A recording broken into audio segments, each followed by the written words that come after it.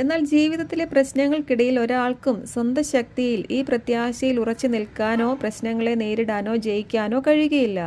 അതുകൊണ്ടാണ് ഈ പ്രശ്നങ്ങൾക്കിടയിൽ നമ്മളെ വിജയിപ്പിക്കാൻ വേണ്ടിയാണ്, അല്ലെങ്കിൽ നമ്മളുടെ വിജയം കാണിക്കുന്ന ആളായിട്ടാണ് ഈ വെള്ളക്കുതിരപ്പുറത്ത് വരുന്ന ആളെ കാണിച്ചിരിക്കുന്നത്. അതാണ് ഈ സുവിശേഷത്തെ വിജയിപ്പിക്കലാണ് ഇയാളുടെ ഡ്യൂട്ടി.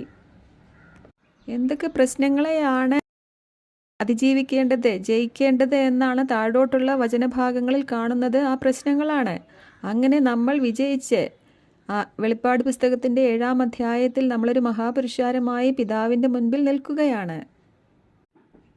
ഇവിടെ നമ്മൾ ധരിച്ചിരിക്കുന്ന വെള്ള നിലയങ്കി ക്രിസ്തുവിൻ്റെ നീതിയാൽ ദൈവം നമുക്ക് ദാനമായി തന്ന സമ്മാനമാണെന്നും നമ്മൾ ക്രിസ്തുവിൻ്റെ ശരീരമായതുകൊണ്ട് ഇത് വെളിപ്പാട് 1-ാം അധ്യായത്തിൽ ക്രിസ്തു ധരിച്ച അതേ വെള്ള നിലയങ്കി തന്നെയാണെന്നും അത് ക്രിസ്തുവിൻ്റെ പാപപരിഹാര